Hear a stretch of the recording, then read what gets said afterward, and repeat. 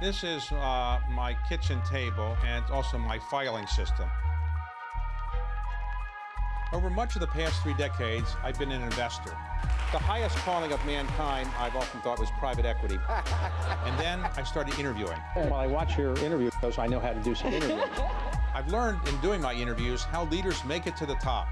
I asked him how much he wanted. He said $250. I said fine. I didn't negotiate with him, and I did no due diligence. I have something I'd like to sell, and how they stay there. You don't feel inadequate now because being only the second wealthiest man in the world, is that right?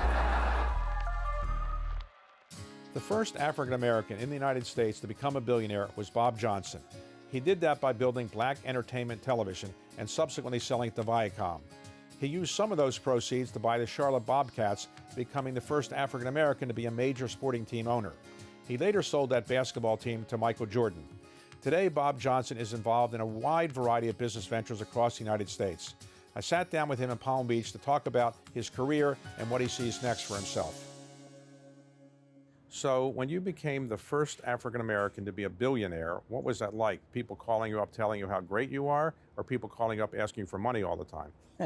No, it was nothing like that, David. You know, I had run Black Entertainment Television, BET, for over 20 years until I sold it to Viacom. So BET had sort of become a business success story. And as a result of that, people began to see me as sort of as an entrepreneur that was doing something pretty good at that time. And so by the time I got to where it was sold to Viacom, it was sort of expected that it would be worth something. So when you sold it to Viacom, after that, you then bought the Charlotte Bobcats, an NBA team, and you became the first African American to be an owner of a major sports team in our country. So what was that like? Was that thrilling to own an NBA team, or did you really just see it as a business venture? Well, I first saw it as the idea of being first. There's been throughout Black business history, if you were the first Black to do something, you gain visibility, you gain notoriety, and you gain access to other people, particularly white business people who knew you by your reputation. So when there was a team coming up for sale in Charlotte, I said, you know, why not be first? I had the capital from the sale of BET to Viacom. So I said, well, why not? And I decided to make a bid and got a call from some of the business people in Charlotte that said, we'd like you to be the majority owner of the team. We'll be the minority owners and work with you. And so it just seemed to be the right place at the right time to do something I thought would be part of a strategic approach to being first. So you owned the team for about 11 years, and then you sold it to a person named Michael Jordan. Sold it to MJ, yeah. And after that, you began an effort to build what I'll call a small business empire. You have investments in many different areas: private equity, financial services, fashion, lodging, hotels, real estate. And my own firm did something with you in private equity for a while.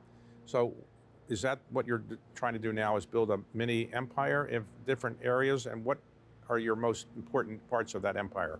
Well, what I did when I sold BET, I decided I wasn't going to just sit around and do nothing. And I decided that one way to sort of build value for yourself was to take your own knowledge, your own strategic vision, and deploy your capital and your brand to acquire assets that you could run with very talented people to help you do it, obviously, and align yourself with people who shared your vision and your culture about creating what I call wealth in the Black community, and demonstrating to the broader market that African American talent with capital and strategic partners, like I did with John Malone when I started BET, could be successful and create value for yourself and create value for the investors. So you've been very involved in dealing with Black entrepreneurship and Black business owners. Do you think today it's easier for a Black entrepreneur to start a company, or no more easy than it was 20 years ago or 30 years ago? David, I don't think it's necessarily easier. I think there's a mindset within the white business community, and to some extent in the country at large, is that this definition of equity and diversity ought to see money flowing, capital flowing into Black entrepreneurs for investment and startups of business. It's just not easy. It's just that there's a theory that it ought to happen. And I think if it were easy, or you would see more Bob Johnsons, more Michael Jordans, more Magic Johnsons, and Oprah Winfrey's and the like. So I think it's a little bit of a misnomer to say it's easy. It is correct to say people think about it more, but do they do more? That's the problem. So after the George Floyd murder, I thought that many people in the white business community said, okay, we've got to do much more on getting blacks in on the boards, senior positions in corporate America. Has that really happened, or is it just talk about that? Well, David, the sad secret of that is white companies have announced that they're going to put millions of dollars into diversity in terms of black investment business. But among the people I know, and I know a lot of people who would say, hey, I just got money from here, there, and other places, it's really not happening. I saw something in the media that said there's been something like $50 billion of pledges made, but less than 5% of that has ever been implemented. And to me, it's a real sad story. Because it's not happening. And I would know because no one has called me. Now, I've been pretty successful, as you know. The only thing I've done that with, David, and I am most proud of, is the partnership I've created with Vanguard, Fidelity, and Alight to create a 401k auto portability business called Portability Network, whose sole purpose is to keep black Americans, reduce cash out of 401k account by black Americans and low-wage workers and as Hispanic workers when they change jobs. Those three companies put their commitment to diversity and opportunity and closing the wealth gap in a relationship with me, and that's what I like and respect. But I can tell you, the black community, entrepreneurs I know, are very disappointed with these, what I call press release announcements with no results. So when you sold your NBA team, the Charlotte Bobcats, the price of NBA teams had not risen to the $1 billion range. Any regrets about selling it when you sold it? Oh, definitely regrets. I tell Michael about that all the time.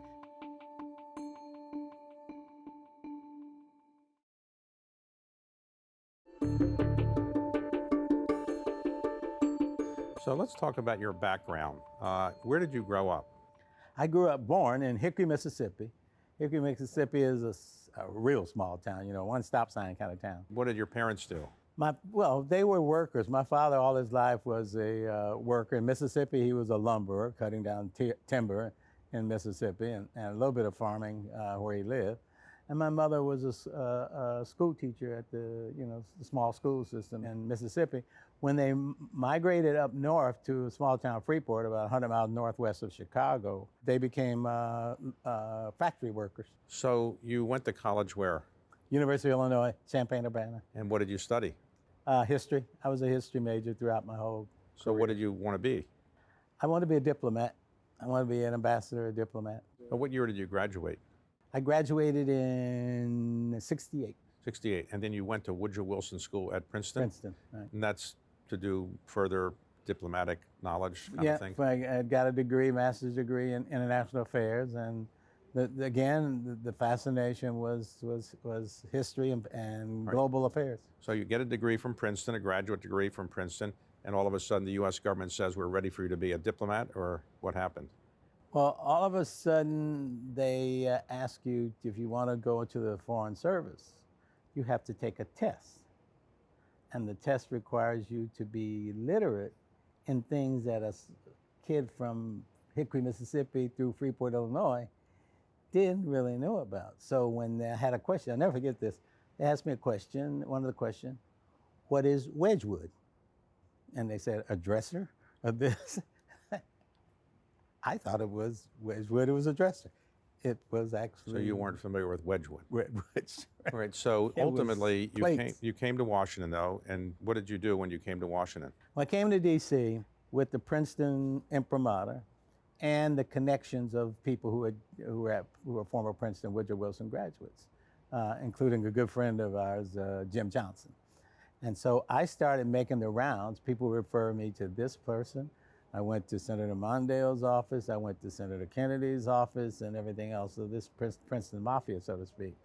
And finally, somebody, after I went to one of the offices, referred me to CPB, the Corporation for Public Broadcasting. Got a job at the Corporation for Public Broadcasting for a while, changed jobs from there and went and worked for the local Urban League in Washington, D.C., and from there became a lobbyist for the Cable Television Trade Association. And that's where I met all the guys in the cable industry, Ted Turner, but most importantly, John Malone. But John Malone was your principal backer when you wanted to start Black Entertainment Television? Absolutely. John, I'll never forget this. I was a lobbyist. We were trying to deregulate cable. Cable was heavily regulated to protect broadcast television on the theory that broadcast was free, cable was paying, and if we didn't protect free television, then everybody would have to pay, which was supposedly not good for people. Well, so my job was to go up on Capitol Hill and argue for the deregulation of cable so it could compete with over-the-air television. And so I met John Malone, and he said, Bob, if you ever have an idea, why don't you come out to Denver and talk to me? I said, yeah, John, I'll do it. And that's where my idea of starting Black Entertainment Television came from. And I took John up on his invitation and went out to Denver and made my pitch about getting me financing for BET. So John said to me, Bob, here's what I'll do. How much do you need to start this? I said, I need $500,000, $500,000. He said, Bob, here's what I'm going to do. I'm going to buy 20% of your company for 180, and I'm going to loan you 320. That's your 500,000. And John said, under that deal, Bob, you will be 80% owner and I'll be 20. Is that a deal? I said, John, that's a deal. What Malone didn't know, David, if he'd reversed the number and said, I'll be 80 and Bob, you'll be 20, I said, John, that's a deal. He didn't say that. So he kept putting money into BET while it was growing. Never put it in his equity, put it in his debt, and the debt got paid back. And one day I asked him, say, John, why did you put it in his debt when you could have put it in his equity and you'd own more BET? He said, Bob, I always knew you would work harder for yourself than you would for me. So John never sold a share of BET.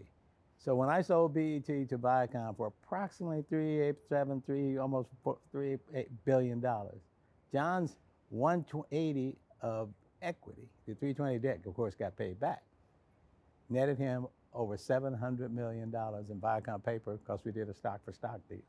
Well, what was the theory behind BET, that African Americans should have a cable channel devoted to programs that would be appealing to them in particular? Was that what you were trying to do? Yeah. Well, the theory was what cable was offering to the community, basically diversity. Because once RCA put a satellite in the sky that could orbit on a geosynchronous orbit that allowed them to send signals all around to every cable head in, cable became a competitor for television in the big markets.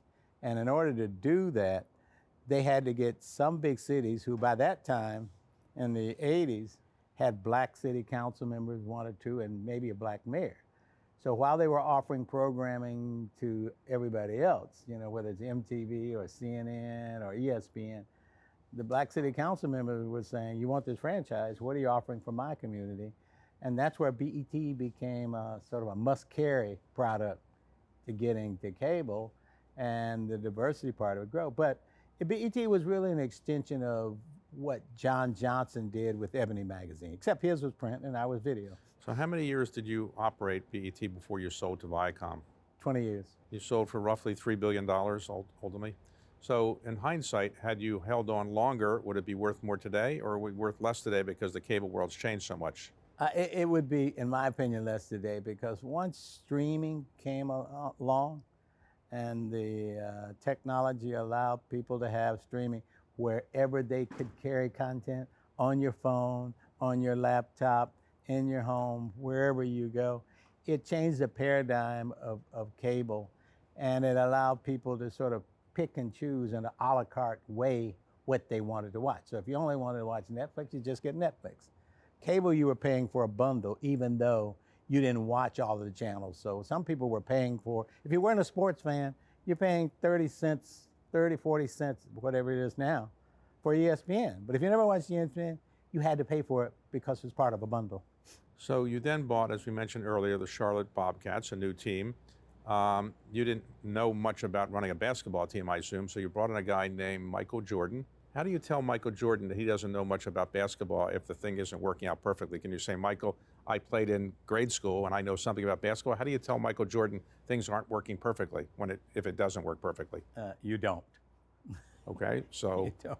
just let him run the team, and you basically owned it, and he more or less was the manager of it? He was the general manager of it, and he decided on who he's going to hire as coach. He decided on what players he was going to draft, and he decided on how the team would be run. I was the payee, the payer in this case. So when you sold your NBA team, the Charlotte Bobcats, the price of NBA teams had not risen to the $1 billion range. Any regrets about selling it when you sold it? Oh, definitely regrets. I tell Michael about that all the time.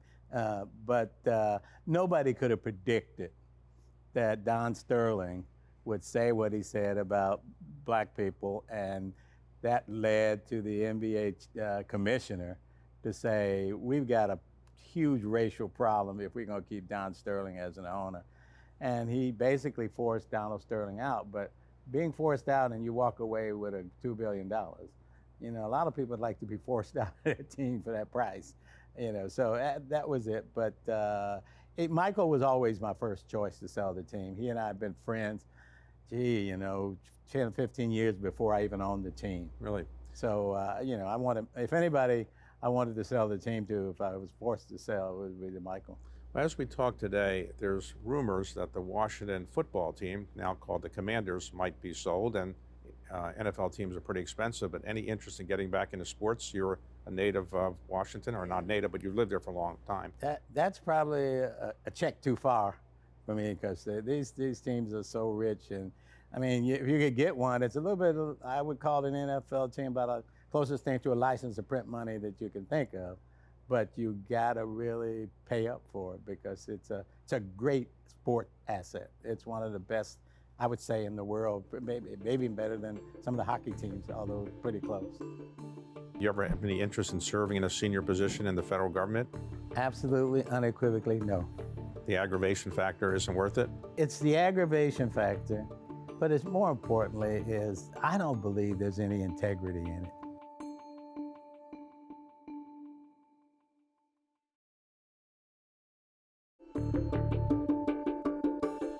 You've been involved advising presidential candidates, and I presume presidents as well.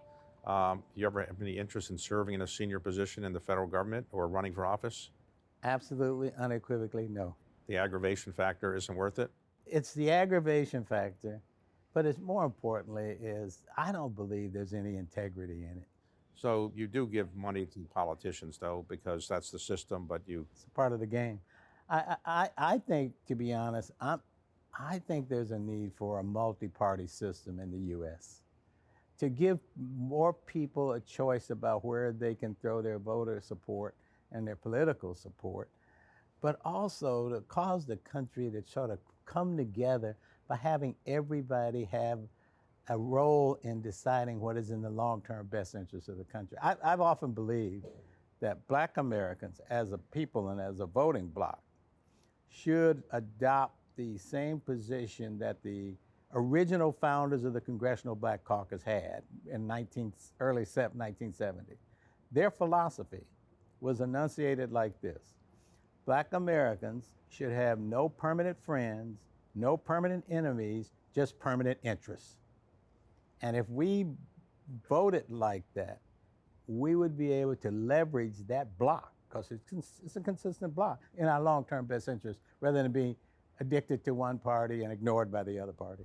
Do you have government officials, members of Congress, or people in the White House ever asking you for advice these days?